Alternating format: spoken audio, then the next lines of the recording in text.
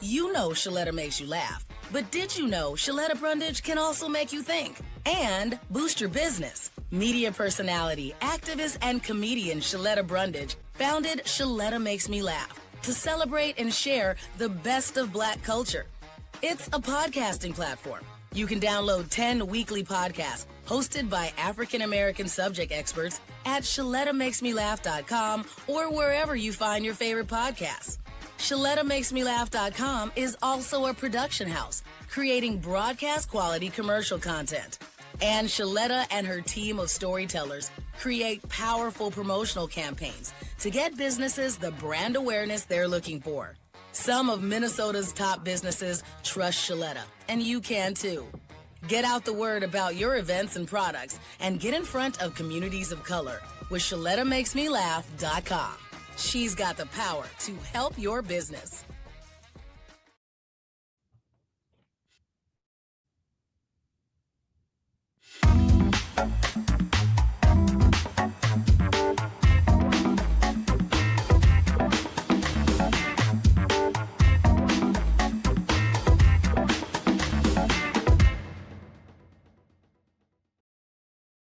Hey, lovelies. Welcome back to another episode of the Get Lean and Lit with Lindy podcast.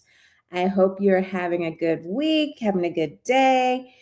So the Get Lean and Lit with Lindy podcast is specifically targeted to women 40 plus who want to build muscle, lose body fat, and just have a sustainable, healthy lifestyle.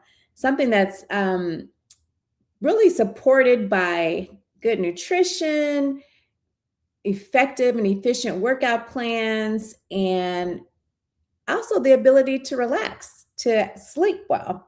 So those are some of the things we talk about here. But today, I'm going to be talking about something that is part of any well-rounded exercise program.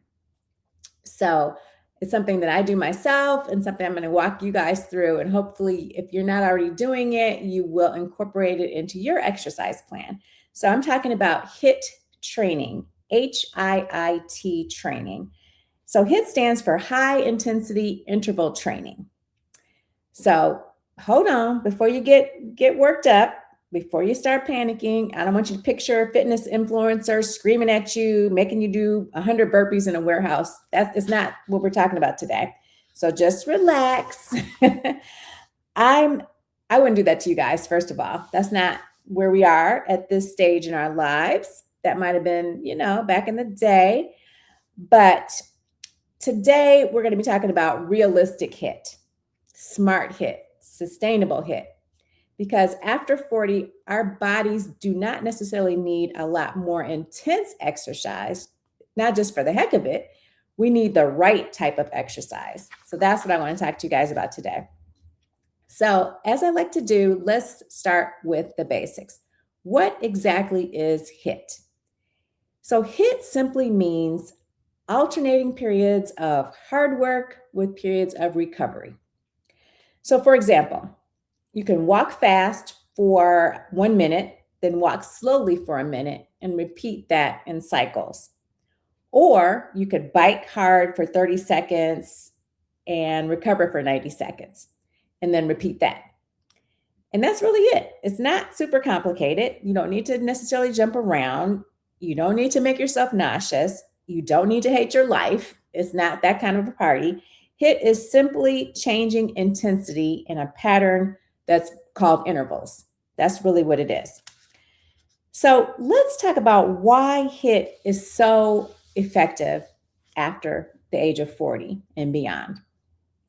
Well, as we age, several things just naturally happen. We lose muscle unless we fight to maintain and build it. You guys know that. We talk about that a lot here. We become less insulin sensitive. Our cardiovascular fitness declines with age, again, unless we're doing something to fight it, and we recover more slowly after workouts. So HIIT can improve every single one of those things. So I'm going to let y'all in on 5 of the most significant benefits of adding HIIT to your exercise routine. So the number one benefit is better insulin sensitivity. And this is really huge. This is a really significant thing because as women age, starting at 40 and beyond, you are dealing with potentially prediabetes, which I did a podcast on a couple of weeks ago. So check that out. Dealing with elevated fasting glucose, higher A1C numbers, and really increased belly fat that we all hate. That's just a complete downer.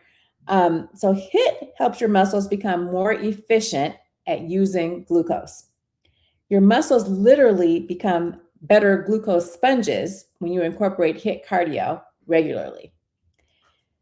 And I love muscles. So when I talk about healthier muscles, I'm talking about better metabolic health because that really is what muscles are great at, increasing your metabolic health. So the number two benefit, HIIT helps preserve muscle. The muscle is hard to maintain and it's hard to build. So anything that helps us maintain or preserve our muscles, we need to all be about it. So long duration cardio can sometimes interfere with muscle building if you do it excessively. HIIT, however, tends to complement strength training beautifully because it's short and it's powerful. You're in, you're out. It's a quick amount of time. So as we age, muscle is everything. It's like gold. It's more valuable than gold because muscle helps your metabolism stay high. It improves your insulin sensitivity. It also protects your bones and it improves longevity. So as we age, we want to maintain our independence. I know that most of us don't want to have to be taken care of by our children or taken care of in a facility or anything like that. We want to be independent, strong women. So muscle is like your retirement account. It's like your body's 401k. So I encourage everyone to start investing in that now, today, because it's never too late to get started. So years ago, I thought the answer to everything was just to add more cardio. So I'd be running for an hour on the treadmill. Then I'd walk for another 30 minutes as a cool down. Then I'd think to myself, maybe I should do a boot camp class. Back in the day, I was really tripping, y'all, really tripping. Looking back, I was frequently exhausted and I wasn't necessarily getting leaner in my journey. I was pretty much staying the same. I wasn't heavy, but I wasn't getting any leaner. I was constantly hungry, but more for salty snacks than for nutritious whole foods. So when I finally swapped out some of my endless cardio for 2 short HIIT sessions a week, something surprising happened. So I not only felt stronger, but I had more energy, my workouts became more effective, and I stopped feeling like exercise was my second job. So I didn't have to spend as much time on it. So the lesson I learned was that sometimes less is really more when it's strategically planned out. Okay, benefit number 3, HIIT saves time. I think we can all agree that time is a precious commodity for everybody. Between work, family, aging parents, kids, grandkids, some of us may have, trying to remember why you walked into the pantry, because half the time we can't remember that. We don't always have 90 minutes to devote to exercise every single day. So the beauty of HIIT is that you can get an incredible cardio workout within 15 to 20 minutes. And because you're working hard in spurts, that's enough. You don't need to do a lot of it. So I know some women always think, 20 minutes, it can't really count. But trust me, if you are doing HIIT correctly, it definitely counts. Benefit number 4, HIIT improves cardiovascular health. So VO2 max, which is basically a fancy way of measuring your cardiovascular fitness, is one of the strongest predictors of longevity that we have. So because a better fitness level means better aging, HIIT becomes incredibly effective at improving your cardiovascular fitness. So you don't need to become a marathon runner, although back in my glory days, that was some of my favorite way to train, was training for marathons and running marathons. You just need to challenge your heart regularly. Your future self will be super appreciative of that fact. Trust and believe that. So I remember going on vacation a few years ago to Greece, and we did a hiking tour. We had to climb several flights of stairs up and down because Greece is very hilly. We were in Santorini, so we had to go up and down throughout the city. So I did well for the most part, but I got to the top of one particular steep hill and I thought to myself, why am I breathing like I just ran from a bear, like I just ran a marathon? So that was a wake up call to me. Now, y'all know I already was exercising and doing all the things because that's what I love to do. I love to exercise, but I wasn't challenging my cardiovascular system enough. So after adding regular intervals on my Peloton bike and adding walks after meals, I noticed something very noteworthy. So stairs became easier to climb, hiking became so much easier, and life in general became easier because I had better energy. So sometimes the biggest victories aren't on the scale, they're non scale victories. They happen when your body is simply working efficiently and effectively, doing the things that you want to do in life, just living your life. Um, so to me, when life is lifing, one of the greatest personal rewards is keeping up with all of the things that are on your plate successfully. And that comes from having your energy. So benefit number 5 is the afterburn effect. And I love this one. This is a good one. HIIT creates something called excess post-exercise oxygen consumption, which is just a fancy term with a simple meaning. It means your body continues to burn additional calories after the workout has ended. But let's be realistic. You know, I don't like to sugarcoat anything with you guys. You're not burning hundreds and hundreds of extra calories, but every little bit helps. You are continuing to burn calories over time after your HIIT workout. And when you pair that with a strength training program and good nutrition, it's really a beautiful thing because it all compounds. Okay, so now let's talk about the biggest mistake women over 40 make when it comes to HIIT workouts. So the single biggest mistake that I've seen people make when it comes to HIIT workouts is doing too much HIIT. So this is important because HIIT is not meant to be a 5 days a week or every workout type of workout. It's not meant for punishment for eating dessert or eating junk food. Your body needs recovery after HIIT, especially before, during, and after menopause. It's really, recovery just becomes that much more important. Too much intensity can increase your fatigue. It can really impact your recovery. It increases hunger, usually for quick carbs or junk food, and it makes your workouts just feel miserable. So my recommendation is to do 1 to 2 HIIT sessions per week, 15 to 20 minutes each. So really quick. Maybe 3 if you're recovering very smoothly and you got it like that. You got energy, you're ready to go. That's it. It's just keep it simple, keep it sustainable, and you will see lots of benefits from doing this type of exercise. So I once went through a phase where I thought every single workout I needed to be drenched in sweat. I was a serious adrenaline junkie, just high impact, going, Energizer Bunny. So I took Orange Theory classes 6 days a week at 5 a.m. So I was a member of what we called the Orange Theory Breakfast Club. So I wore my exhaustion like a badge of honor. Then as I got older, I started to notice I was tired and sore a lot of the time. And I was craving junk food much more than normal, which is, again, quick carbs. So sometimes you just need quick carbs if you're overexerting yourself. My strength training was suffering a little bit.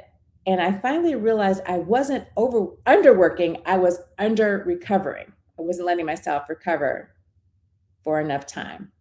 So once I pulled back from my cardio that I loved, just so many hours and minutes of cardio, and used HIIT strategically, everything improved. So my energy improved, my strength, my consistency, all the measures improved. And as we age, consistency always beats intensity. We have to keep that in mind. So we're not 21 anymore like we used to be back in the day. So we have to be very mindful of being consistent because that's the key metrics now versus intensity.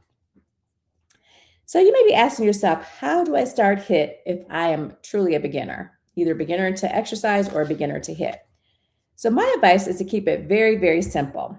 So try this particular type of workout. If you like to walk, you can warm up with 5 minutes of very easy walking, kind of strolling around, then do 30 seconds of brisk walking, followed by 90 seconds of easy walking again. And repeat that 8 to 10 times. Cool down for a few minutes and you're done. And you have done a HIIT walk. Or if you like to ride bikes like I do, I like to ride my Peloton bike, which is a stationary bike. You can do 30 seconds as hard as you can, followed by 90 seconds of easy pedaling. And repeat that 8 to 10 times. That's a fantastic HIIT workout. You don't need any burpees. You don't need any stress, no drama. Well, it's a little bit of stress, but not negative stress. Not a lot of drama. It's just very straightforward. Let me say this though. There are some folks who should be careful with HIIT. It may not be for everybody. For example, if you have uncontrolled high blood pressure, you have heart disease, maybe significant joint issues, or you are just really brand new to exercise, I would say consult with your doctor and start gradually incorporating HIIT if you're approved. Remember, intensity is relative. Your hard effort may not look like my hard effort, and my hard effort may not look like the next person's hard effort. And that's cool. It's not an external competition. It's really you versus you. So keep that in mind when you're on your HIIT journey.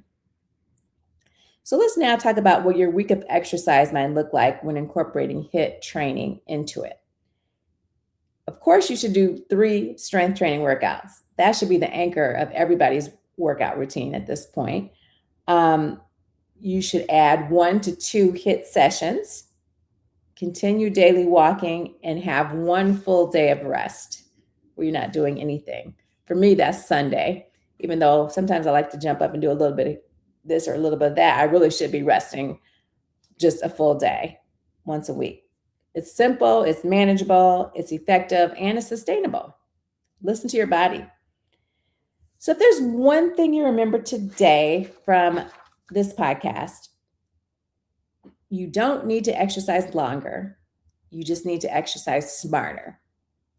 So a couple of short HIIT sessions each week can improve your heart health, can help you preserve muscle, it can support your metabolic health, which is critical, and make everyday living just a little bit easier for you. So it's not that HIIT is magic. Because, we don't do that over here. We don't talk about pixie dust and rainbows and butterflies. But because your body adapts when it's challenged appropriately, that's what moves the needle forward for you. And lovelies, we're not just trying to survive our 40s, 50s, and 60s. We're trying to thrive in them. We're trying to be fly, okay? So maybe it's time to stop chasing exhaustion and start chasing effectiveness. Because getting lean and getting lit isn't about doing more. It's about doing what works. So until next time, keep it real, keep it consistent, and I'll catch you on the next episode. Bye.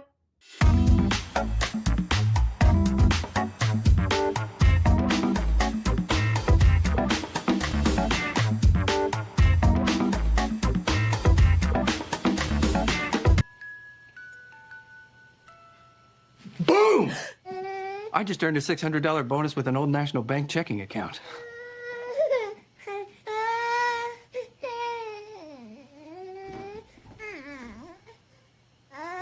You got this. I do? Earn up to a $600 bonus when you open an eligible checking account and complete qualifying activities. Old National Bank. Just another reason to get old. Can you say bonus? Were you counting on a personal care assistant or autism provider who is no longer able to provide services for your child this summer? Don't panic. The Minnesota Department of Human Services just finished an urgent statewide effort to make sure providers of high-risk Medicaid services fully comply with state requirements to provide quality care. The department recently completed a top-to-bottom compliance review of almost 5,600 providers of high-risk services, including personal care assistance and autism programs. If your child's provider was disenrolled, it is time to be proactive. Let me ask you a question. Does your child have a case manager?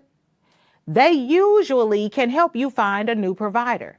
If your child does not have one, the department will be reaching out to you directly to make sure you know how to find someone new.